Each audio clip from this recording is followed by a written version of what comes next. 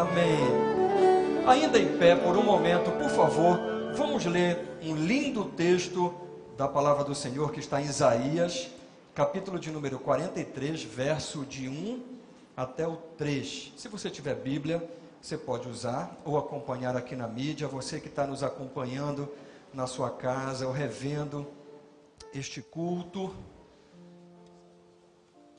Esse texto é muito lindo e eu queria refletir um pouco nesta noite sobre esse texto e alguns textos paralelos. Isaías 43, verso de 1 a 3 diz assim: Mas agora diz o Senhor, aquele que o criou, ó Jacó, aquele que o formou, ó Israel, não tema, pois eu o resgatei. Eu o chamei pelo nome, você é meu. Quando você atravessar as águas, eu estarei com você.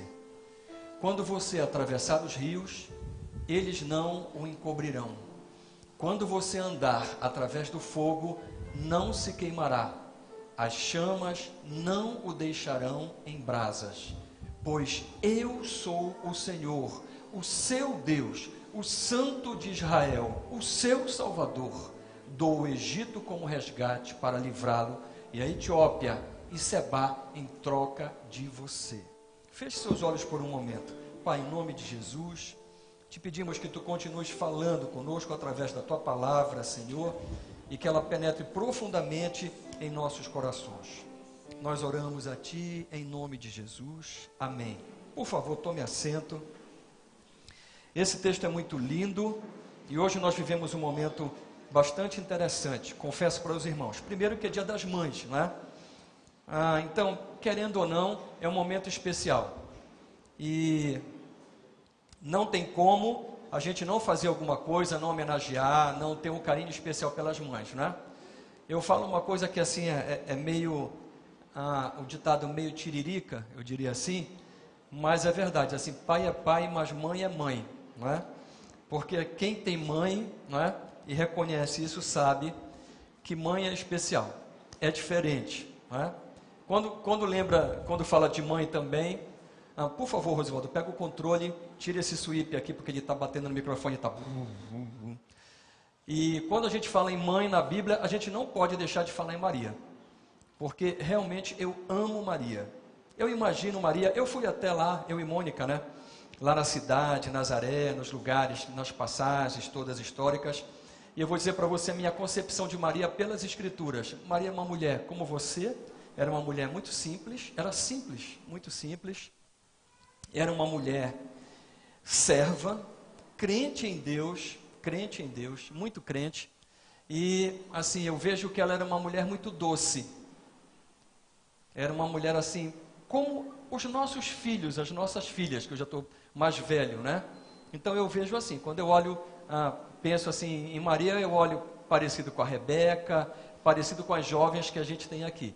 Mas Maria foi muito especial, e na Bíblia, meu entendimento, na Bíblia, obviamente que eu não estou falando de Jesus, nunca vai ter ninguém igual a Maria, nunca, nem Moisés, nem ninguém, porque Maria, ela teve algo excepcional que nunca ninguém vai ter.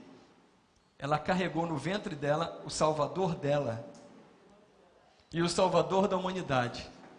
É uma coisa assim incrível, né? Só Deus para fazer algo parecido. Então, sempre que eu olho para as mães, assim, hoje eu falei com a minha mãe que está viajando, né? A gente vai esquecendo, quando a gente vai ficando velho, que a gente já foi criança. Hoje, quando eu olho para o chefinho, né? Com o Isaac correndo, aprontando e tal, eu digo, cara, eu já fui assim. Nossa, a gente quase não aguenta o chefinho, né? Ele é muito levado, dá dor nas costas e tal. 24 horas, aí eu digo, cara, eu já fui assim. Eu era muito levado. Eu quebrei as duas pernas, os dois braços, a cabeça. Eu sou todo remendado. Eu disse, nossa, o chefinho é parecido com o avô dele, não é? Eu digo, Jesus, a minha mãe deve ter sofrido um bocado comigo. Meu Deus. Então, mãe é uma bênção, igual essa do vídeo, né? A mãe com o colo, embalando o berço sozinha, coitada. Eu já vi a Rebeca ficar assim. Então, mamães assim, muito especial. E o outro momento muito especial foi o testemunho aqui da Socorro, falando sobre esse encontro de jovens e adolescentes, que até agora está nos impactando, né? Na quinta-feira, nós tivemos uma reunião, que a gente chama de reunião de avaliação, se você não sabe, e a gente ouviu o testemunho de alguns meninos, de uns 10 meninos mais ou menos, né? Mas aquilo é para quebrar qualquer pessoa. Aquilo arrebenta o nosso coração. Meninos assim, abandonados em vida, né, pelos pais, abusados sexualmente. Nossa, meninos assim largados. Meu Deus. E o Senhor usou assim uma grande parte desta igreja para falar do amor de Deus para esses meninos, para esses jovens. E graças a Deus que nós tivemos um retorno muito positivo. É claro que a gente sabe que toda vez que tem um impacto, que tem uma ação do Espírito Santo muito forte, você precisa estar preparado, porque vem retaliação, né? Então eu queria falar um pouquinho disso, mas eu queria ao mesmo tempo que a gente vai falar sobre essa necessidade de nós estarmos atentos e alguns conselhos, alguns cuidados pela palavra de como nós devemos proceder em relação a dificuldades, aflições, eu também quero alentar, não é? Porque esse texto ele fala sobre isso. Ele fala que nós vamos ter lutas, que as batalhas não param. Se vocês perceberem no texto, vou pedir para deixar aqui na tela novamente, a palavra não diz assim, ó, olha, se vocês passarem pelas águas, se vocês passarem, passa aí, vamos lá. Se vocês passarem, vai passando. Se vocês passarem pelos rios, olha só, não é, pessoal, é quando você atravessar os rios. Eu me lembrei desse texto, inclusive ontem, quando choveu, que eu tentei sair de casa, eu entrei em umas 10 ruas e não consegui, estava tudo alagado. Eu digo, Jesus, eu estou perdido aqui. E esse carro é baixo, eu vou ficar engatado aqui. Aí eu tentei de todo jeito sair pela contramão, Belém só não afunda, não sei porquê. Mas olha só, fala no terceiro aí, sobre as chamas. Vamos lá. Olha aí, quando você andar através do fogo, não se queimará. O que é que eu estou dizendo? Quando o Espírito Santo está usando Isaías, ele está dizendo assim, vai acontecer com você. Vai acontecer. As enchentes vêm e elas vão tentar te derrubar. O rio vem e ele vai tentar te submergir.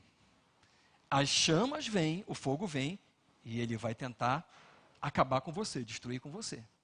Mas olha só o que diz depois. Vamos lá. Passa aí. Passa o outro. Eu sou o Santo de Israel, teu Salvador. Eu dou o Egito como resgate para te livrar, Etiópia em troca de você. O Senhor, ele jamais te larga. O Senhor, ele jamais te abandona. E aí a primeira pergunta que a gente faz é assim, será que eu sei de verdade quem é o nosso Deus? O nosso Deus nos criou, nos formou, nos chamou. A versão mais tradicional desse texto, ele diz assim, que o Senhor é o nosso dono. Olha só, dono, propriedade. Você já imaginou isso? Então assim, apesar dessas metáforas, né, nós estamos entendendo claramente que a gente não vai ter moleza aqui nessa terra, que todos vamos passar por problemas, não é? Mas que Deus nunca nos abandona. É isso que fala em João, capítulo 16, verso 33, que é muito conhecido, não é, de todos nós. Olha, eu não sei se você tem essa percepção, mas parece que quando a gente conhece a Deus, parece que as nossas lutas aumentam. Você tem essa percepção? Tem uma música que fala assim, deixa a vida me levar, vida leva eu, né? E tem uma outra que fala sobre o acaso vai me proteger. É música meio trouxa, não é? É só poética, né? Mas o que a gente percebe? É como se você estivesse num lugar muito complicado e assim, você não conhece. Digamos assim, que você vai levar alguém num lugar extremamente perigoso. E você não tem a mínima noção, e você está conversando, batendo papo, você vai, leva a pessoa, e por algum motivo não acontece nada com você, graças a Deus. Aí você fala com alguém, eu me lembrei agora do pastor Roberto. Aconteceu parecido com o pastor Roberto. E aí, quando você volta e diz assim, eu fui deixar aonde? O quê? Nesse lugar? Meu Deus, não faz isso, como é que você vai deixar alguém? Então, principalmente o marido é assim, não é? E a gente nem percebeu onde a gente estava, né? O Senhor guardou, livrou. Mas a verdade é que quando a gente conhece a Deus, a gente passa a conhecer também o inimigo de Deus. A gente passa a prestar atenção na palavra. E o mundo todo espiritual, que antes era desconhecido para nós, de repente, ele descortina. E a gente começa a entender que jogo é esse que foi falado lá no encontro de jovens e adolescentes. O encontro de jovens foi baseado em Efésios 6, em luta espiritual. E a gente vai citar até um versículo. E olha o que Jesus disse. Olha só, olha o que Jesus falou. 16:33. Tudo bem, já está colocando de Efésios. Ele está mais rápido que eu. Eu acho que eu vou botar o microfone lá para o Vitor. Então, quando ele tiver alguma coisa para comentar, vamos fazer igual do Danilo Gentili. Quando eu estiver ministrando aqui, de repente, do teu comentário, tu entra aí, tu já... Olha, vai ficar legal. Então, 16:33 diz assim, olha Jesus falando, eu disse essas coisas para que em mim vocês tenham paz. Nesse mundo vocês terão aflições, contudo tenham ânimo, tenham atitude, e tenham boa atitude, alegria. Eu venci o mundo.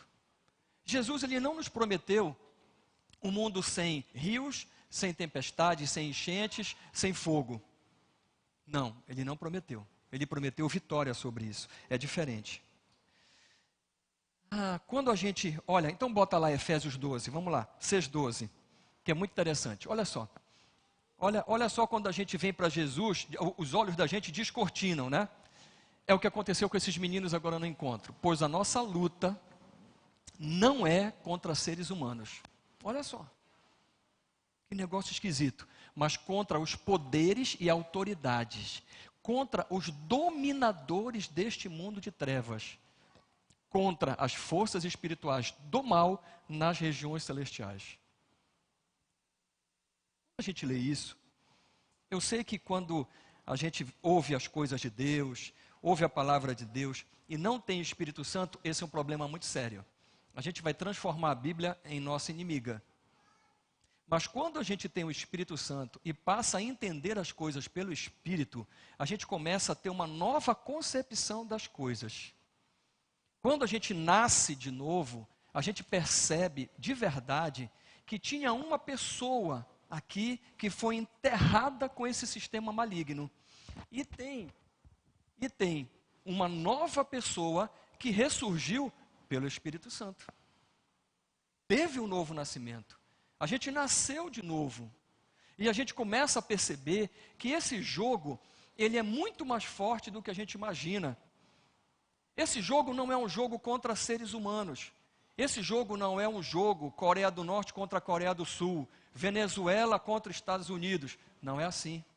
Esse jogo é um jogo muito forte. Esse é um jogo espiritual. Esse é um jogo tão forte que a Bíblia diz que 1/3 dos anjos se rebelaram e foram expulsos do céu. E a gente começa a perceber que a gente está envolvido nessa história toda, nesse jogo monstruoso. E que se não fosse por Jesus, se não fosse pela proteção desse Deus que nos chamou, que nos criou, que dá qualquer coisa por mim e por você, nós seríamos engolidos sobre isso. Mas Jesus, ele fala assim abertamente, que a gente precisa confiar nele, que a gente precisa ter bom ânimo, que ele não vai tirar dificuldades da gente. As dificuldades vêm. O mundo, ele está governado por dominadores do mal, o sistema mundano. Então você está aqui nesse mundo, embora você não faça parte desse sistema maligno, mas você vai sofrer com esse sistema. Esse sistema, ele vai te cercar. Esse sistema, ele vai tentar te submergir. Não há como não sofrer nesse mundo, pessoal. Eu sei que essa não é uma palavra muito encorajadora, mas aquilo que eu falei para vocês, parece que quando a gente aceita Jesus, que a gente conhece a Jesus, parece que a gente fica assim, parece que tem mais problemas. Na verdade, não. Na verdade, o que acontece é que agora nós temos soluções. Antes, a gente estava perdido, estava cego, indo para lugares e fazendo coisas que nós não imaginávamos. A gente pensava que era uma coisa e que era outra. E hoje, você tem a proteção do Senhor. Hoje você sabe aquilo que acontece, sabe das tuas armas, sabe quem é o teu Deus. E aí você está muito mais forte. Você sabe para quem é e você sabe para onde vai. Olha, esse mundo é muito louco, mas Deus não nos deixou só. A gente sabe disso, não é? Jesus, ele falou sobre isso. Quando são dois momentos, assim, eu acho que meio traumáticos na vida dos discípulos, né? O primeiro, Jesus fica alertando, né? Que ele vai morrer, vai ressuscitar, mas parece que entra por um ouvido e sai pelo outro, né? Mas quando Jesus morre, e morre daquele jeito, e passa aquela noite de sofrimento, meu Deus, e é espancado, humilhado, trocado por um ladrão, e assim morre numa morte maldita. Eu imagino os discípulos que conviveram 3 anos e meio, de manhã, de tarde, de noite com ele. Como é que seria? Eles devem ter entrado em parafuso. Eu acho que João também entrou em parafuso, mas não deu para entrar muito por causa da mãe de Jesus. Ele estava próximo, ele era quem consolava. Possivelmente naquela época, né, os pais eram mais antigos, né, casavam com moças mais jovens, né? E a Bíblia não faz referência a José, com certeza porque já tinha falecido. Mas João teve que dar apoio para Maria. Mas o resto vocês sabem que correram. O principal deles, inclusive. Não é? E o outro momento que eu acho assim, que já não foi tão traumático, porque eles viram que Jesus ressuscitou, conviveu com eles durante 40 dias, fortaleceu a fé deles, relembrou tudo aquilo que eles já tinham escutado, mas que não tinham aprendido. Olha só como é o processo educacional, né? O processo educacional é interessante, né? Apesar de terem falado, não tinham assimilado nada, não tinham aprendido. Depois, quando Jesus vem, então ele reforça tudo aquilo, aí eles aprendem, convivem novamente, mas aí chega no momento de Jesus ser assunto aos céus. Menos traumatizados, mas assim, preocupados, e Jesus fala assim, olha, eu vou, mas eu não vou deixar vocês órfãos. Calma, pessoal, calma, o meu Espírito agora vai viver em vocês. Vocês lembram daquele sangue que tinha que ser aspergido lá na arca? Vocês lembram? Aquela prefiguração, aquilo aconteceu verdadeiramente. O acesso agora para o Santo dos Santos, ele está liberado. Agora o Espírito Santo, ele viverá em vocês. Vocês vão ser templos vivos do Espírito Santo. Para onde você for, você vai levar o Espírito Santo, que é o meu Espírito. Olha que fantástico. 2 Coríntios capítulo 10, verso 3 a 6, não é só a presença do Espírito, que é tão importante e magnífica na nossa vida. Mas olha o que diz a palavra. Pois, embora vivamos como homens, não lutamos segundo os padrões humanos. As armas com as quais lutamos não são humanas, ao contrário, olha só. Veja só, olha o que a Bíblia está dizendo, que as armas humanas, elas não têm poder nenhum perante Deus. Ao contrário, as nossas armas, que não são humanas, são poderosas em Deus para destruir fortalezas. Ou seja, mas espera aí, eu estou me incluindo nisso? Jesus está me incluindo nessa história? Quer dizer que eu tenho essas armas, que são poderosíssimas em Deus, para destruir fortalezas? Olha só. Destruímos argumentos e toda pretensão que se levanta contra o conhecimento de Deus. E levamos cativo todo pensamento para torná-lo obediente a Cristo. E estaremos prontos para punir todo ato de desobediência, uma vez estando completa a obediência de vocês. Olha só que coisas lindas, incríveis, maravilhosas, né? Primeiro, temos armas incríveis e poderosas. Essas armas são tão poderosas que fala sobre destruição de argumentos. Naquele tempo, a gente não tinha uma definição mais correta sobre sofismas. Sofismas, como nós falamos de manhã, né, para uma classe aqui da EBD. Sofismas são argumentos elaborados, bem elaborados, mas que na verdade eles são mentiras. Eles não são argumentos verdadeiros, apesar de estarem concatenados, apesar de estarem arrumados, apesar de ter um padrão lógico. Na verdade, o destino deles, o fim deles, é mal para as pessoas, é mal para alguém. Então a pessoa vem, te passa a conversa, bota aquele argumento elaborado, bota daquela forma, arruma direitinho e passa. A Bíblia diz que as nossas armas são poderosas para destruir sofismas. Sofismas também se incluem em astutas ciladas, que se nós não tivéssemos o Espírito Santo, nós não teríamos condições de as identificar. Como é que você vai conhecer a mente de alguém e o coração de alguém?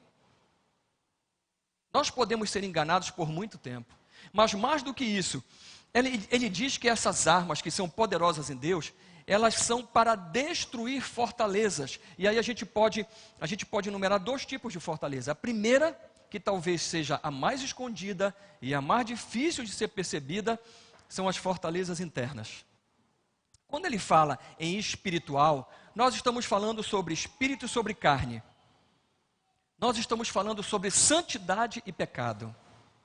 Às vezes, nós pecamos em determinada coisa, nós insistimos em pecar, deixamos aquele pecado escondidinho, achando que aquele pecado não precisa ser confessado, ou passamos até a conviver com aquilo.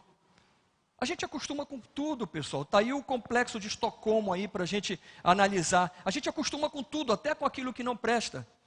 E de repente aquilo você vai alimentando e aquilo vai se tornando uma fortaleza. Só o Espírito Santo, só as armas em Deus para identificar e para destruir essas fortalezas interiores, que às vezes elas são muito secretas, elas estão escondidas lá no quartozinho onde você guarda as tralhas da tua alma. Mas as nossas armas são poderosas para destruir sofismas, para destruir fortalezas. Mas não é só isso, só a fortaleza, ele não coloca só como fortaleza individual, fortaleza mental. Ele coloca como uma fortaleza também, como uma grande armação do inimigo. Um grande pecado, uma grande tramóia. Será que você já foi envolvido numa grande tramóia, no seu lugar de trabalho? Será que as pessoas já intentaram contra você? Será que na tua vida você já teve sujeito a armadilhas, a pessoas más que estão rindo para você e estão tentando colocar uma faca nas tuas costas? Será que você já viveu? Se você é crente e você viveu, como é que você saiu disso? Com as armas poderosas em Deus. Você saiu porque você orou. Você saiu porque você buscou de Deus. Você saiu porque você jejuou. Você procurou em Deus as saídas, porque humanamente possível, de uma forma possível, não teria solução. Eu já me envolvi em algumas coisas que eu olhava numa noite, num dia, e falava assim, não é possível, eu estou completamente perdido, vou perder o meu emprego, vou ser demitido. Aí orava para Deus, orava. No outro dia fazia assim, revertia. A situação que era totalmente negativa se tornava positiva.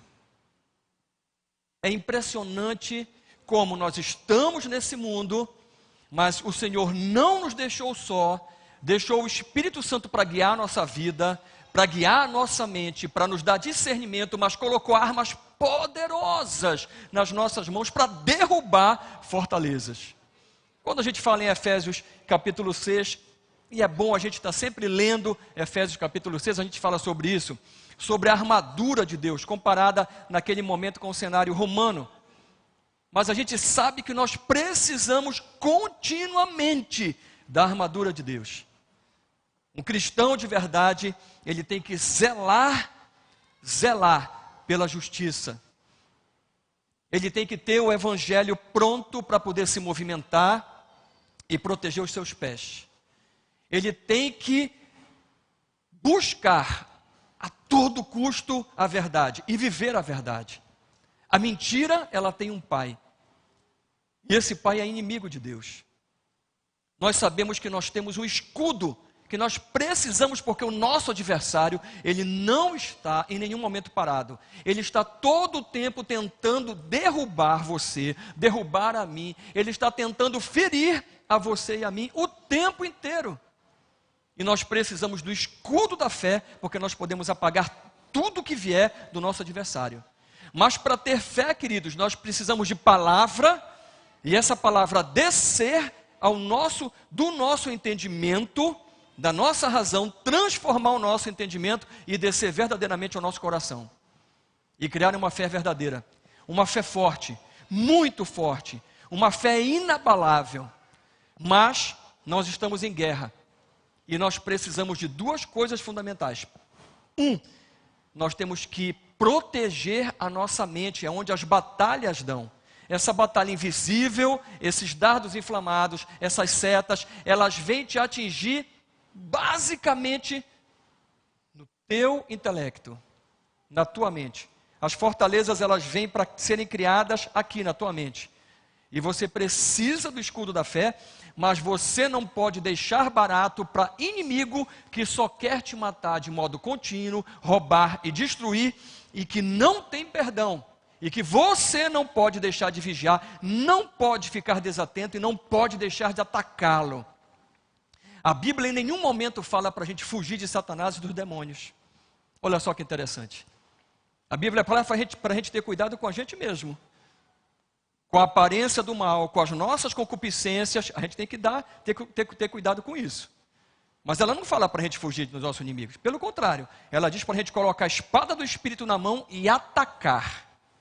Atacar pela palavra. Assim foi Jesus e deu exemplo. Quando ele estava no deserto 40 dias enfraquecido, que Satanás veio com ele. Ele puxou a espada do Espírito e atacou Satanás. E Satanás é tão sujo que ele tentou usar a própria espada do Espírito, mas ele não tem legitimidade. Ela não funciona. Não tem jeito. Parece essas armas, mas essas armas mais modernas, né?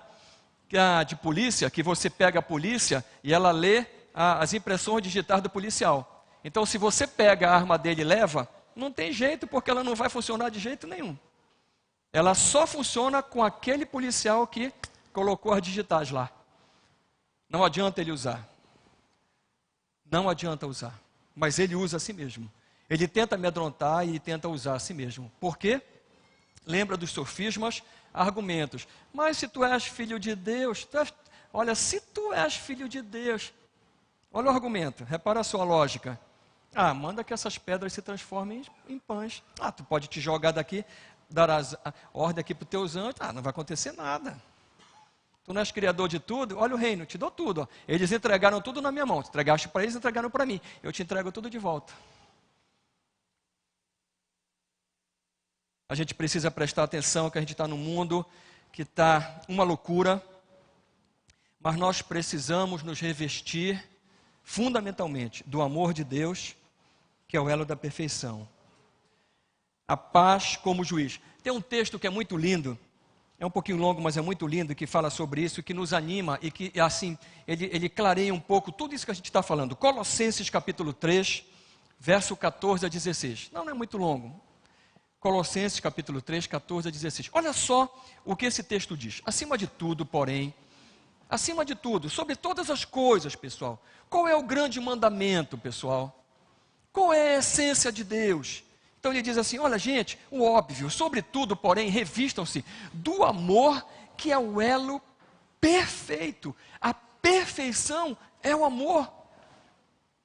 Que a paz de Cristo seja o juiz em seu coração. Olha que coisa linda.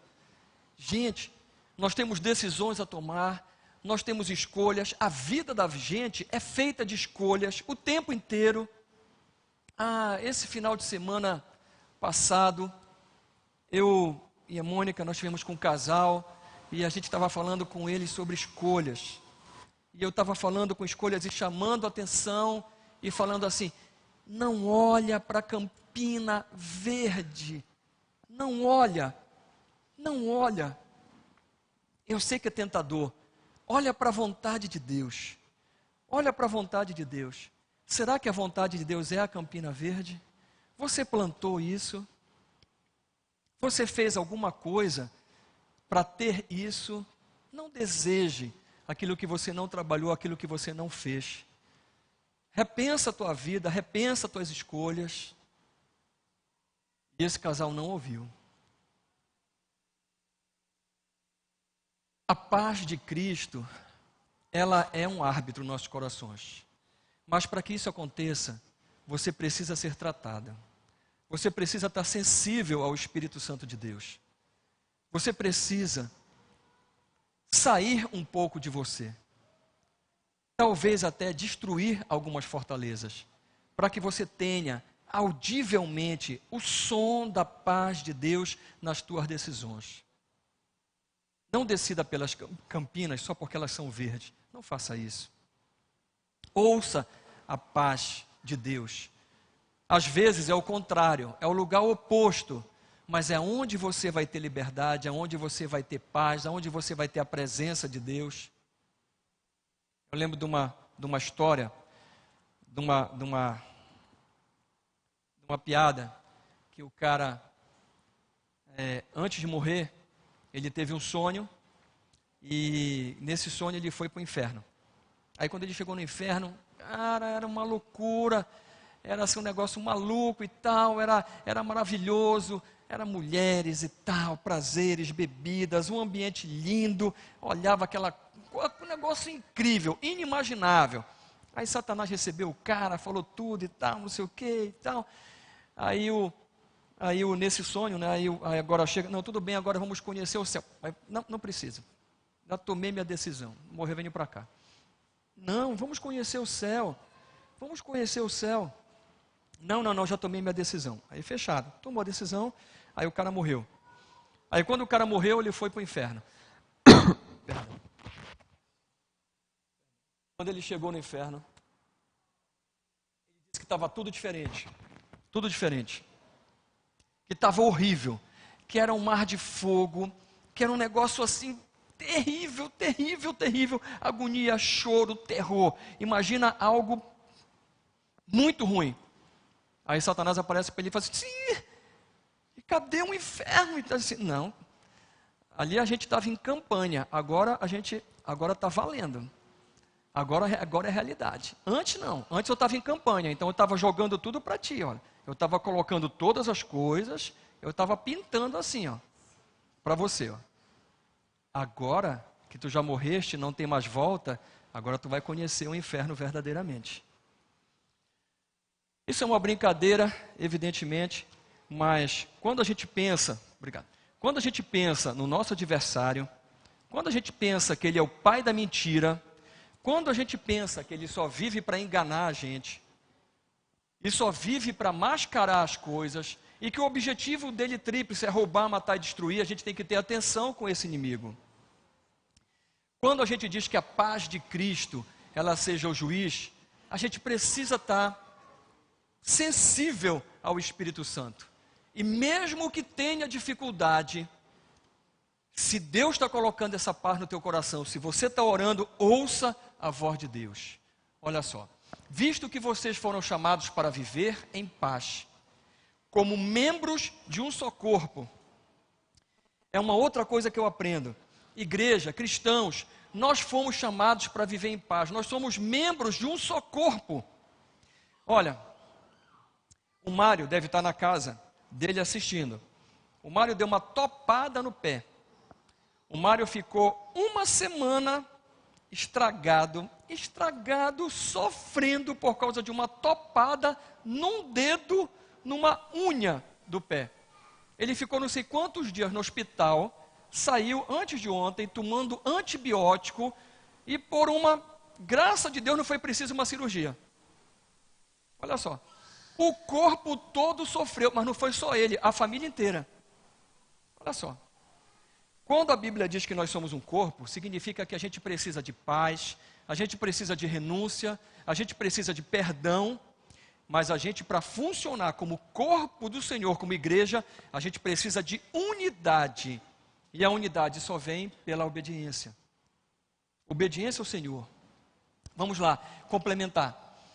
Habite ricamente em vocês a palavra de Cristo, não é pobremente.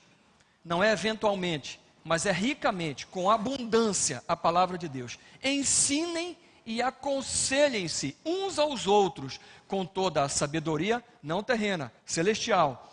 E cantem salmos, hinos e cânticos espirituais com gratidão a Deus, reconhecendo que o Senhor nos tem guardado e nos tem livrado de todo o mal. Olha, esse encontro, ele traz uma carga espiritual muito grande. E esse encontro, ele afeta, né? A gente percebe isso, né? Às vezes, antes do encontro, ele afeta crianças. Crianças vão ficando doentes e tal, aí dá problema disso, daquilo, dá problema no trabalho, não posso isso, aparece viagem, aparece... É uma confusão, né? Mas, quando você persevera, coloca Deus em primeiro lugar, ora, a gente sempre fala assim, meu convidado não quer, ore. Meu convidado, ore, vai orar, jejua. A gente percebe que a gente vence todas as batalhas. Às vezes o teu convidado não é aquela pessoa. Você colocou no teu coração aquela pessoa que não é aquela pessoa que Deus quer que você leve naquele momento. Pode ser que aquela pessoa, ela venha depois, no outro momento, ou Deus quer levar outro. Quantos aqui já participaram de encontros que chamaram o casal não quis vir, você levou outro? E às vezes não tinha nada a ver. Aí quando você vê, Deus faz um milagre na vida daquele casal. Nós vimos agora testemunhos do Jean e da Sandra de uma menina. Um testemunho impressionante. Fiquei impressionado com o testemunho daquela menina. Ela quebrou todas as regras e entrou sábado no encontro. E o testemunho dela é impressionante. Nós ficamos chocados. O que Deus fez na vida daquela moça. A vida estragada, paz... Assim, meu Deus, ele faz isso. Quando a gente se coloca à disposição, Deus faz isso. Mas a verdade é que a pressão aumenta espiritualmente. E a gente tem que vigiar depois de um encontro, onde a gente tem até manifestações e coisas que não são muito legais, não é? E que a igreja não está tão acostumada. Então eu queria falar para você, rapidamente, alguns pontos, que quando as dificuldades vierem, e vou tentar explicar um pouquinho como é que funciona esse mecanismo de dificuldade, esse mecanismo de enchentes, de tormentas, de rios tentando te afogar, que você não consegue ver como sair daquilo, que aparentemente não há saída para aquilo, que as chamas estão querendo te devorar, te queimar, te destruir, mas eu quero dizer para você assim, calma, o teu Deus é aquele que te formou, que te chamou, é o teu dono, calma. Então, primeira coisa, você já sabe, já lemos Efésios 6,12, você precisa tomar consciência. Você quer vencer a guerra? Ninguém vence guerra sem conhecer seu inimigo. Você precisa conhecer seu inimigo. Então, saiba que o sistema é governado por governadores maus. É uma luta espiritual. Segundo ponto, não murmure. Lamentações 3:39 faz uma coisa assim, fala uma coisa que é muito dura para mim e para você. Nessa versão diz assim: como pode o homem reclamar quando é punido por seus pecados? O que é que a versão mais tradicional diz? De que se queixa o homem? Queixe-se dos seus próprios pecados. Então é assim, pessoal, não há nada errado com Deus, nada errado. Nunca houve nem nunca haverá. Estamos com dificuldades, estamos com problemas, estamos cercados por um sistema maligno, fechado. O negócio é estreito aqui, fechado. Mas, olha só, é brecha que nós demos. O maligno não pode te tocar se não houver uma brecha. Não, pastor, isso não funciona assim. Olha, o meu marido... Ele teve um relacionamento, pegou uma doença venérea e passou para mim. Eu não tenho nada a ver com isso. Como é que é? Você não tem não? Tem sim. Vocês são uma só carne. Não, meu filho aprontou não sei o quê. Como é que é? Você não tem responsabilidade nisso? Você não está ligado espiritualmente a ele? Biologicamente, geneticamente? Está ligado sim, é brecha. Então nós podemos abrir brechas diretas e nós podemos abrir brechas indiretas. Olha só, eu tenho uma empresa, aí eu contrato uma pessoa para a minha empresa. Eu faço entrevista e tal, olho tudo direitinho. Essa pessoa às vezes faz uma besteira na minha empresa. Isso vai respingar em mim. Eu não tenho ligação nisso. Não fui eu que contratei. Pense bem. A brecha que a gente dá pode ser direta ou indireta. E eu quero dizer uma coisa para você. Nem eu nem você deixamos de abrir brechas. Essa é uma má notícia. E a outra má notícia é que o nosso adversário, ele fica vigiando 24 horas e qualquer brecha que a gente abra, ele entra. Abriu brecha, ele entra. Então é uma luta feroz. Então assim, primeira coisa é entender, a brecha veio por mim ou através de mim de algum momento, direto ou indiretamente. Fechado. Mateus capítulo 5, verso 45, se você quiser em casa checar também, leia Eclesiastes capítulo 9, verso 12. Mas não bora ficar só com esse, Mateus 5, 45. Pare com esse negócio de achar que ímpio não tem problema, desonesto não tem problema. Está aí 2 ex-presidentes presos aí. Desonesto tem problema, corrupto tem problema, mal tem problema, qualquer um, bom tem problema, todo mundo tem problema. E a Bíblia fala isso. Para que vocês venham a ser filhos de seu Pai que está nos céus. Porque Ele faz raiar o seu sol sobre maus e bons e derrama chuva sobre justos e injustos, pessoal. Pare de ficar olhando para o ímpio, para a pessoa, para não sei o quê. Ah, se eu fizesse isso, se eu desse o meu jeito, se eu agisse dessa forma, se eu sonegasse, se eu fizesse aquilo. Pare de olhar para isso. Isso é imaturidade, isso é meninice espiritual. Todos temos problemas, pare com isso. Outro ponto. Tiago, capítulo 1, verso do 2 até o 8. É interessante esse texto. Eu queria falar sobre alegria, você ter alegria no meio da tribulação, já falamos isso, e também que você possa lembrar que você precisa de sabedoria para poder sair dos problemas e das aflições. Porque se você não refletir sobre o momento, sobre aquilo, como é que você vai sair? Me diz aí. Você tem um problema e você não pensa nele? Ora, você pode amenizar aquele problema, ok? Você pode se livrar daquele problema, ou você vai ter que passar pelo problema, pessoal. Tem alguma outra alternativa aí, fora A, B, C? Olha o que diz o texto. Meus irmãos, considerem motivo de grande alegria. Opa, esse esse Tiago não é fácil não. Olha o que ele está falando aí. Tiago, tu está desse mundo aí? Motivo de grande alegria, o fato de passarem por diversas provações. Mas por que isso? Já que eu vou ficar alegre passando provação, meu irmão, eu não aguento isso, eu fico logo irado. Logo eu. Hoje, quando eu entrei de manhã aqui, a Socorro já olhou para minha cara e falou assim, amado. Ela olhou para mim e falou assim, amado, tu está chateado. Tô invocado. Mas não estava alegre, porque eu não tinha lido esse texto ainda, fui ler hoje à tarde. Passei a tarde lendo. Então vamos lá. Pois vocês sabem que a prova da sua fé produz perseverança. E a perseverança deve ter ação completa, a fim de que vocês sejam maduros e íntegros, sem que falte a vocês coisa alguma. E se algum de vocês tem falta de sabedoria, peça a Deus, que a todos dá livremente, abundantemente, de boa vontade, e lhe será concedida. Peça, porém, com fé. Atenção a esse negócio de fé, pessoal. Sem fé é impossível agradar a Deus. Olha, sem fé não tem acordo. Nossa salvação é por onde? É por obra? É pela fé. Então não tem jeito. Sem fé, sem salvação. Sem fé, sem Deus. Ok? Então olha só, peça porém com fé. Crendo quem é o teu Pai. É aquele lá de Isaías que nós lemos, 43. Sem duvidar, pois aquele que duvida é semelhante à onda do mar levada e agitada pelo vento. Não pense tal pessoa que receberá coisa alguma do Senhor. Pois tem mente dividida e é instável em tudo que faz. Epa, eu não quero ser assim. Você quer ser assim? Você quer ter uma mente dividida? Você quer ser instável? Maria vai com as outras, uma hora está aqui, outra hora está ali? Não, não. Vamos lá. Acabou? 8? É isso? 2-8. Fechado. Então, vamos lá.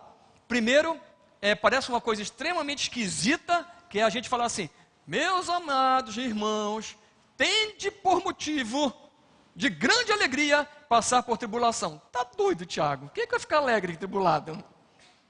Mas por que ele está falando isso? Porque a tribulação vai te aperfeiçoar. A tribulação me aperfeiçoa. Tem uma coisa absolutamente fantástica nesse jogo, nessa guerra espiritual, que é um pedacinho do fruto lá do Espírito Santo, que é a paciência.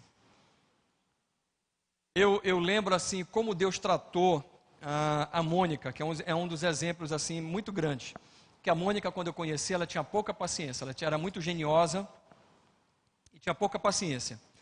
Eu acho que a convivência comigo, né, que é um pouco assim dificultosa, fez com que acelerasse o processo de paciência da Mônica, né? Então a Mônica hoje é muito paciente. É muito difícil eu brigar com a Mônica. Eu tenho que fazer força e achar qualquer coisa, entendeu? Porque é difícil eu conseguir brigar com a Mônica, porque a Mônica me enrola e ela me segura na paciência. A paciência realmente é um dos sinais de maturidade cristã. Quando a gente tem tribulação, a gente está em tribulação, está em dificuldade, primeira coisa, te lembra, teu Deus não te abandonou. Foi aberto algum precedente em algum lugar. Olhe no espelho, é com você, ou através de você. Pare. Peça sabedoria. Se alegre, porque no final das contas, com toda certeza, todas as coisas concorrem para o teu bem. Deus, Ele te ama. Ele dá o Egito por ti, a Etiópia, Ele faz qualquer negócio por você. Ele é o teu dono, Ele jamais te abandona. Ele botou o Espírito do Filho dEle dentro de você. Ele não te larga, você não sabe o valor que você tem para Deus. Então a primeira coisa é não murmurar, não murmure.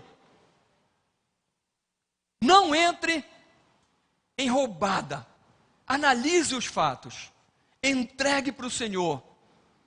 E seja meio louco igual o Tiago e se alegre. Eu vou vencer, eu vou sair disso.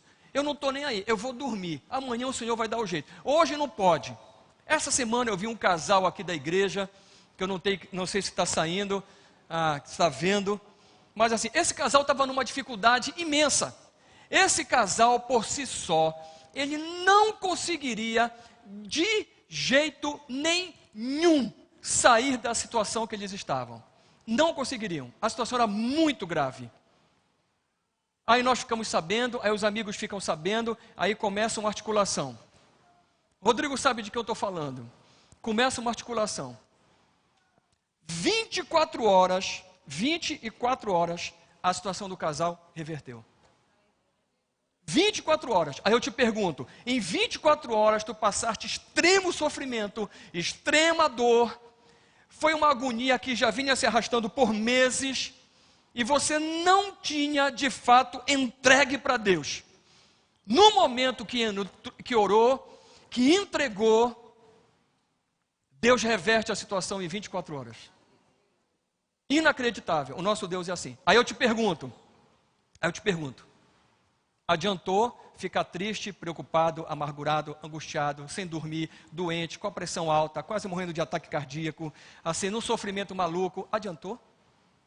E se a gente fosse maluco igual o Tiago e falasse assim, igual, como é aquele camarada que é outro doido, que ele fala que ele vai passando pela prova dando glória a Deus? É a música também, né? Do Lázaro, né? Do Lázaro. Então assim, será que o Lázaro é meio malucão, igual o Tiago?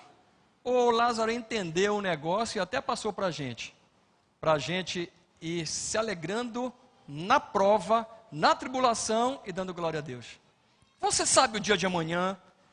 O que parece hoje uma dificuldade, um problema, será que não é o melhor para você?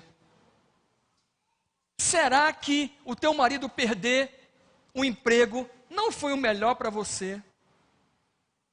Será que o que aconteceu não te aperfeiçoou? Será que a gente está na direção de Deus? Será que a gente está colocando o Espírito Santo como juiz do nosso coração, como árbitro efetivamente, para decidir?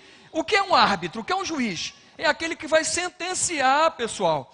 É aquele que vai decidir. Será que a gente está deixando o Espírito Santo decidir ou a gente está se metendo lá? Estamos deixando ele decidir? Bom, eu sei que não é muito fácil. Mas eu quero ler outro texto também. Quinto ponto. 1 João, capítulo 5, verso de 1 a 4. O que é que eu quero falar para você? Aumente a sua fé. Aumente a sua fé. Quanto mais fé, mais sai. Mais fácil, é melhor. Aumente a sua fé. Aumente a sua fé. Então vamos lá. Todo aquele que crê que Jesus é o Cristo e é nascido de Deus, e todo aquele que ama o Pai, ama também o que dele foi gerado. Assim, sabemos que amamos os filhos de Deus, amando a Deus e obedecendo a seus mandamentos. Repara que uma coisa está encadeada à outra. Vocês ouvem eu falar isso todo o tempo aqui, até um negócio ficar, que eu senti que o negócio está ok, né? Assim, porque nisto consiste o amor a Deus. Nisto consiste o amor a Deus. Quem ama a Deus? Em obedecer a seus mandamentos. E os seus mandamentos não são pesados, pessoal. O que é nascido de Deus? O que é nascido de Deus? Fale comigo o resto. O que é nascido de Deus? Vence o mundo. Então a primeira coisa, lembra do capacete da salvação? Você tem que nascer de Deus.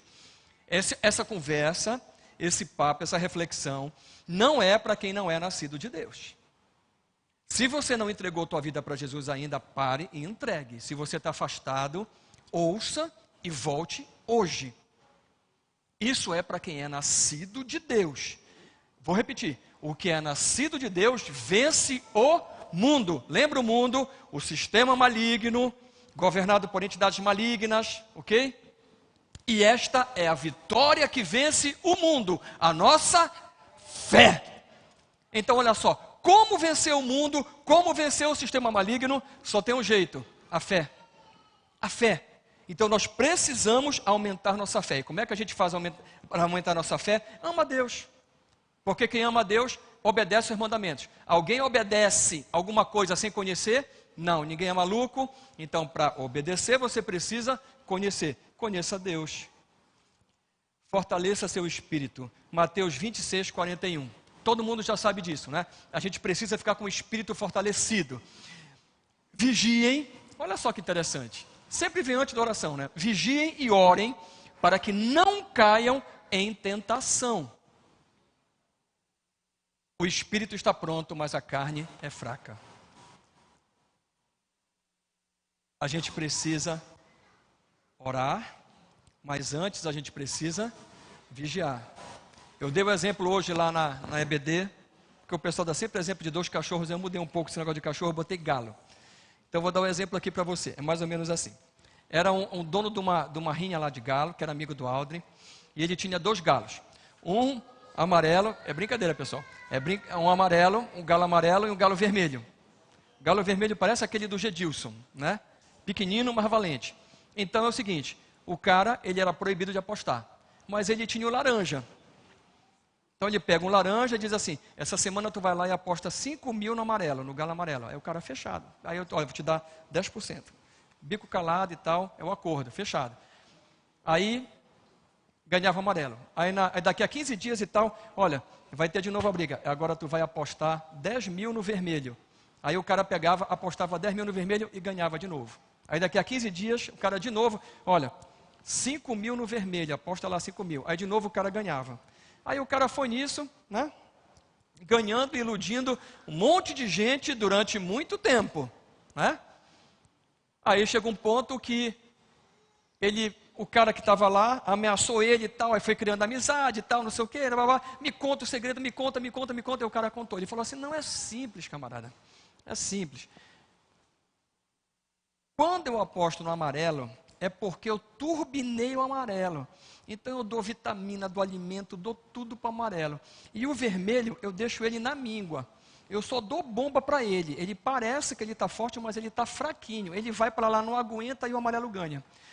Quando eu vou apostar no vermelho, eu faço ao contrário. Eu alimento o vermelho com o melhor que tem, boto vitamina, boto tudo, turbino, faço exercício, faço tudo. E o amarelo eu deixo quieto, só bombo ele, tiro tudo e deixo ele lá. Quando ele entra, ele perde. E assim eu vou levando. Assim é a vida da gente. A tua alma tem 2 galos, o amarelo e o vermelho. Qual que tu vai alimentar? A santidade ou o pecado? A carne ou o espírito? Quem você alimentar, quem você cuidar, quem você vitaminar, é quem vai ganhar. Quem é que está ganhando? Eu espero que seja o espírito. Para ganhar o espírito, você tem que ter um trabalho. Você tem que cuidar. Ok? Então você tem que cuidar. Você precisa prestar atenção nisso. Se você não cuidar, alguém vai cuidar por você. A nossa vida é assim. É uma luta contra carne e espírito. Pecado e santidade. Hebreus capítulo 12, 4 a 13. Eu também não queria tocar nesse ponto, mas assim não tem como tocar. Hebreus capítulo 12, verso 4 a 13 diz assim: na luta contra o pecado vocês ainda não resistiram até o ponto de derramar o próprio sangue. Alguém já derramou o próprio sangue aí pelo pecado aí? Já morreu lá na cruz e tal? Ainda não? Fechado. Vocês se esqueceram da palavra de ânimo, que ele dirige a vocês como a filhos. Vocês não são qualquer pessoa, vocês são filhos. Filhos preciosos. E olha só a palavra de Deus para mim e para você. Meu filho, não despreze a disciplina do Senhor, nem se magoe com a sua repreensão. Pois o Senhor disciplina quem ama e castiga todo aquele a quem aceita como filho. Suportem as dificuldades, recebendo-as como disciplina. Deus os trata como filhos. Ora, qual filho que não é disciplinado pelo seu pai? Qual é? Me diga. Se vocês não são disciplinados e a disciplina é para todos os filhos, então vocês não são filhos legítimos, mas sim ilegítimos, bastardos. Além disso, tínhamos pais humanos, não é verdade? Que nos disciplinavam e nós os respeitávamos. Quanto mais devemos submeter-nos ao Pai dos Espíritos para assim vivermos. Os nossos pais castigavam a gente, às vezes injustamente, às vezes exacerbavam no castigo, e a gente respeitava e respeita os nossos pais. Uma vez eu vi o testemunho do baiano, que foi muito engraçado quando ele chegou na igreja, falando sobre isso, e é engraçado que acontecia mais ou menos esse versículo, e nunca vi uma ponta sequer de desrespeito ou qualquer outra coisa, pelo contrário. A gente respeita os nossos pais, a gente entende, quanto mais Deus, que é o justo juiz, é um juiz extremamente misericordioso. Olha só, pessoal, nossos pais nos disciplinavam por curto período, segundo lhes parecia melhor, mas Deus nos disciplina para o nosso bem, para que participemos da sua santidade. Queridos, sem disciplina de Deus, sem santidade. Quando estiver na prova, glória a Deus, glória a Deus. Aceite a repreensão, aceite a disciplina, aceite o deserto. O deserto não é de Satanás, o deserto é do Senhor. Aceite a correção do Senhor, dê glória a Deus e se alegre. Nenhuma disciplina parece ser motivo de alegria no momento, e é verdade, mas sim de tristeza. Quem é que gosta? Mais tarde, porém, produz fruto de justiça e paz para aqueles que por ela foram exercitados. Portanto, fortaleçam as mãos enfraquecidas e os joelhos vacilantes. Façam caminhos retos para os seus pés, para que o manco não se desvie, antes seja curado. Glória a Deus. Terminando, eu quero dizer uma coisa para você. Aproveitar Hebreus aí. Coloca aí Hebreus, acho que tem esse texto, capítulo 10, verso 24 e 25. Hebreus 10, 24 e 25. Eu quero falar uma coisa que é muito comum hoje em dia, e principalmente se tem pessoas me assistindo pela internet. Hein? Hebreus 10, 24 e 25. Eu não sei se eu coloquei, acho que eu coloquei. Hebreus 10, 24 e 25. Depois eu queria ler Provérbios, capítulo 18. Eu vou ler o primeiro versículo e o último versículo de Provérbios, porque ele é muito interessante. O que é que eu quero chamar a atenção de você? Ok, vamos lá. Hebreus, vamos lá. Capítulo 10, verso 24 e 25. Diz assim: e consideremos uns aos outros para nos incentivarmos ao amor e às boas obras. Escute, não deixemos de reunir-nos como igreja. Não deixem de se reunir como igreja, segundo o costume de alguns, mas procuremos encorajar-nos uns aos outros, ainda mais quando vocês veem que se aproxima o dia. Ou seja, pessoal, é o seguinte: igreja é uma bênção e a igreja é uma necessidade. Ficar fora da igreja é tolice. Quando você está sendo repreendido, olha só, quando você está sendo repreendido, quando você está com problema, quando você fica doente, eu vejo algumas pessoas na igreja que são muito engraçadas, diz assim: eu tive um problema muito sério, eu não sei o quê, porque aquela igreja, aquele pastor e tal, não sei o quê, nunca foi me visitar, ninguém da igreja me ligou, ninguém da igreja me visitou. Geralmente quem fala isso é uma peça, é a pessoa que não tem amigos, que não desenvolve amizade, que nunca se importou com ninguém, que nunca cultivou amizade com ninguém, que nunca visitou ninguém, olha só, que nunca amou ninguém verdadeiramente. Porque se você amar, se você cultivar amizade, se você se importar com os outros, eu tenho certeza que na hora que apertar, vai ser igual o Gilberto. Que na hora que o Gilberto teve o problema, ninguém nem sabia, a gente segura de um lado para o outro, já tinha uns seis na porta do hospital lá, fazendo vigília. Foi uma confusão na porta do hospital. Será que o problema está com os outros? Ou está comigo, ou está com você? Será que nós somos assim? Dessa maneira? Ou a gente está colhendo só o que a gente planta? Igreja, ela é muito importante. Não saia da igreja. A primeira coisa, quando a pessoa entra em ansiedade, pré-depressão, problema, qualquer coisa, mimimi, alguém olhou para você, não cumprimentou, ou a irmã falou isso ou aquilo, não sei o quê. Qualquer coisa, a primeira coisa que a pessoa imatura, pode ter 50 anos de igreja, mas continua sendo imatura. Imatura, menina na fé, é se afastar da igreja. Provérbios 18, verso 1 e Provérbios 18, 24. Bora ler os dois? Olha só, olha o que diz Provérbios, guarde isso aí para você. Quem se isola, busca interesses egoístas e se rebela contra a sensatez. Na outra versão diz que se rebela contra a sabedoria. Aquilo que nós estamos pedindo lá em Tiago, pedindo para o Senhor que dá liberalmente. Olha só, quem se isola, a Bíblia está dizendo que é tolice e que é inimigo da sabedoria. Vamos lá para o 24. Quem tem muitos amigos pode chegar à ruína. Amigos aqui, queridos, é conhecidos, né? Mas existe amigo mais apegado que um irmão. E aí eu quero fazer uma ressalva. No outro dia me perguntaram, né? Foi ano passado, na verdade, o pastor quando veio aqui me perguntou: Felipe, e as pessoas que você pode confiar verdadeiramente, que são seus amigos? Aí eu comecei a listar. Aí ele olhou para mim e falou assim: só? Só. Aquilo não saiu mais da minha cabeça. Quem você pode contar verdadeiramente? Com quem? Com quem é teu amigo de verdade?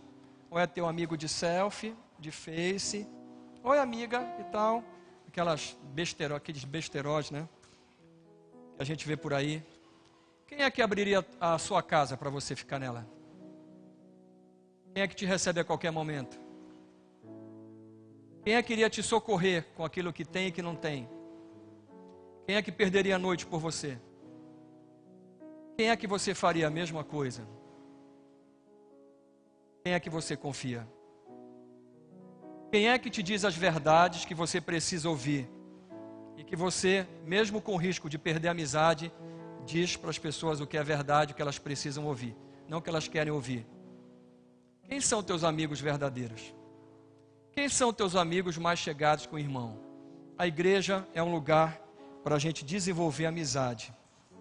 E eu não sei por que os crentes têm tanta dificuldade de fazer isso. Entendemos que a igreja é um tratamento, é um hospital, entendemos todas essas coisas. Mas eu não consigo entender como nós não conseguimos, por muitas vezes, passar de um determinado nível de relacionamento para um nível mais profundo. Um nível, como diz a palavra, amigo mais chegado que um irmão. Eu tenho nesta igreja amigos mais chegados que irmãos. Eu tenho nesta igreja. Mas eu não tenho muitos. Eu fico pensando, Senhor, o que eu preciso fazer? Eu sei que a liderança, ela tem uma camada de isolamento, né? Infelizmente, você tem que ter isolamento para algumas coisas, tem que se isolar. E toda liderança, ela é solitária, né? A gente sabe disso. É uma função. Você escolhe e simplesmente tem que viver com isso. Mas isso não te impede de ter amigos. Às vezes eu falo isso para a Mônica também. Mônica, você está agindo dessa forma, você está fazendo isso, está fazendo aquilo. Mônica, presta atenção nisso. A gente conversa muito sobre essas coisas. Sobre amizade, sobre ter amigos verdadeiros. Amigos de verdade, né? Isso é muito importante. Isso tira você, ajuda e tira às vezes de grande dificuldade, de grande tribulação. Porque olha, você pode estar passando um aperto, uma dificuldade, você pode estar passando o que for. Eu vejo isso às vezes no círculo de oração, na quinta-feira aqui às 18 horas. Eu vejo assim, eu venho com a Mônica, porque eu não deixo as senhoras sozinhas, não deixo isso, né? Porque geralmente são mulheres, então eu venho para cá, fico aqui. Mesmo que não adiante nada, né? Mas eu fico aqui, pelo menos se tiver qualquer problema, eu estou no meio, eu estou na frente. Não sou eu, me leva, faz qualquer coisa, mas está aqui, sou eu, né? Mas eu vejo que às vezes vem alguém quebrada, destroçada, não sei o quê, aí recebe um abraço, aí é aquele choro, aquele negócio de dificuldade, daqui a pouco elas estão de mão dada, já se abraçaram, já estão rindo e tal. Eu digo, Deus, como é importante a gente ter amigos, como faz diferença um abraço, uma palavra, saber que a gente está perto. Eu não sei porque nós temos dificuldade. Salmo 30, verso 5, fala do penúltimo item que eu quero dizer para você em relação às dificuldades, às tempestades, os rios, o fogo, né? Diz assim, pois a sua ira só dura um instante, mas o seu favor dura a vida toda. O choro pode persistir uma noite, o choro pode durar uma noite, escute o que eu estou falando para você, mas a alegria vem pela manhã. Pode ter certeza, você está com dificuldade, você não enxerga a saída, pode durar uma noite, mas vem, você vai vencer. As coisas vão mudar, elas vão alternar. E Romanos capítulo 8, 37 para finalizar. Olha, a gente no Brasil desenvolveu uma cultura, que eu espero que a gente nos próximos anos a gente consiga acabar com isso, que é essa cultura do vitimismo. Às vezes eu fico assim, completamente louco com essas maluquices que a gente ouve. Outro dia eu ouvi uma louca dizendo que era a favor do assalto, que o assalto tinha lógica, completamente despersonalizada, né? Eu não sei aonde pode chegar o nível mental das pessoas, né? Eu vi uma louca também que é deputada, que é uma vergonha, uma vergonhosa, uma vergonha para a nação, defendendo um cara que passou 5 dias, estrupou uma menina durante 5 dias, depois degolou essa menina e ela defendendo. Vitimismo. O Brasil desenvolveu uma cultura gremicista terrível, né? Eu oro para que isso acabe no Brasil, essa coisa nefasta que foi implantada aqui, que o Brasil é mais do que isso, merece mais do que isso. Essa semana até falei que fiquei chocado quando esse senhor, né, que ainda está aparentemente como presidente da Venezuela, ele disse que o nosso presidente, ele é um fantoche na mão dos evangélicos, que ele é um Hitler, e quem comanda ele são os evangélicos. E quem comanda o Hitler sou eu e você? O que é que nós somos então? Capeta, demônio? Eu espero que ele caia rapidinho, né? Não só pelos interesses internacionais, porque aliás a Venezuela tem uma reserva tão grande, é por isso que tem briga, né? Ninguém quer brigar com Honduras, né, pessoal? Ninguém quer brigar por países que não têm riqueza e tal. Mas na Venezuela, segunda reserva do mundo, tem tanta gente brigando, né? Tanta gente querendo as coisas lá, não é? Então eu acho que ele não dura muito, eu espero em nome de Jesus que ele caia rapidamente. Mas não seja vitimista. Não seja. Sabe por quê? Você não pode ser vitimista. Você não pode ser da turma do mimimi. Você não pode ser do contra, do não para tudo. Nada presta. Sabe por quê? Porque você é filho, é filha de Deus. Sabe por quê? Porque em todas estas coisas nós somos mais do que vencedores por meio daquele que nos amou. Você é mais do que vencedor. O que significa? Significa que você já sabe que você venceu por antecedência, porque Ele venceu, Jesus venceu e você vai vencer também. Então, por favor, quando vier os problemas, as inundações, o rio tentando te afogar, as chamas tentando te pegar, se lembre, todo mundo vai ter isso, todo mundo vai ter problema, todo mundo vai ter tribulação, mas você é mais do que vencedor em Cristo Jesus. Feche seus olhos para nós orarmos. Deus, em nome de Jesus, nós ouvimos a Tua palavra, Senhor, nós ouvimos que a Tua palavra, ela é incrível, maravilhosa, porque ela nos descortina todo o mundo que estava escondido de nós, o mundo espiritual maligno. Nós conseguimos entender, Senhor, que nós vivemos numa grande batalha, mas nós, Senhor, também temos as Tuas armas. Nós temos armas poderosas para destruir fortalezas e sofismas. Nós temos armas incríveis, Senhor. Nós temos a Tua armadura. Nos ensina, Senhor, a usá-la. Nos ensina, Senhor, a nos mexer. Nos treina, Senhor. Pela Tua palavra, nos treina. Submete aqui a cada um de nós a um treinamento militar e espiritual, para que a gente possa aumentar a nossa fé, aumentar a nossa sabedoria, para que a gente possa entender que quando as coisas vierem, Senhor, nós realmente possamos refletir, entender todo esse mecanismo, Senhor, saber como agir, como atuar.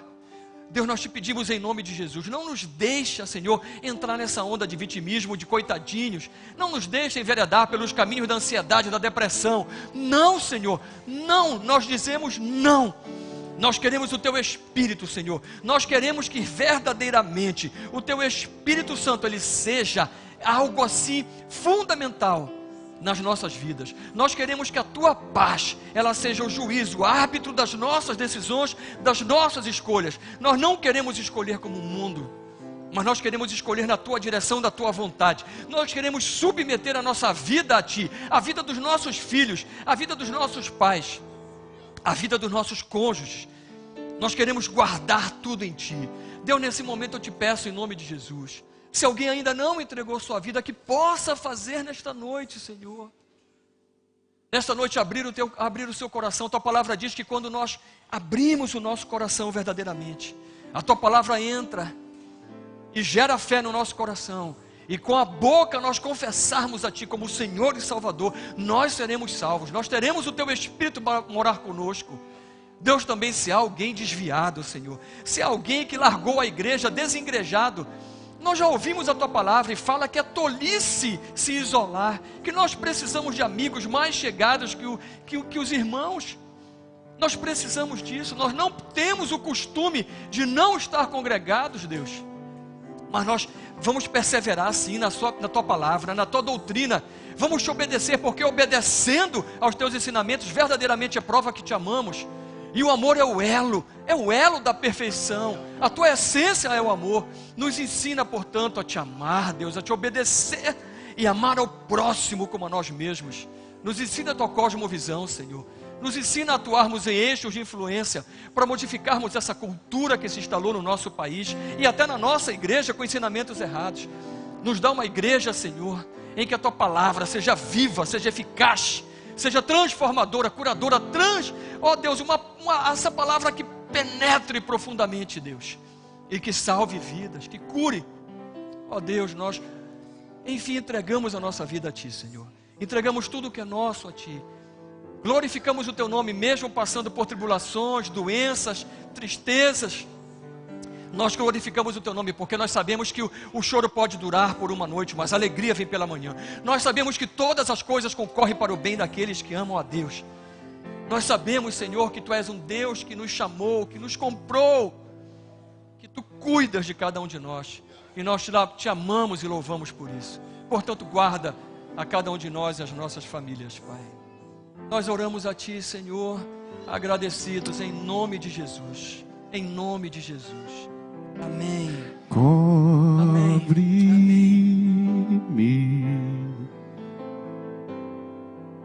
com Tuas mãos, com poder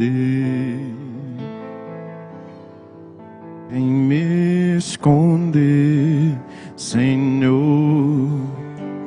Se o trovão e o mar se erguendo vem, sobre as tempestades eu voarei, sobre as águas tu também és Deus.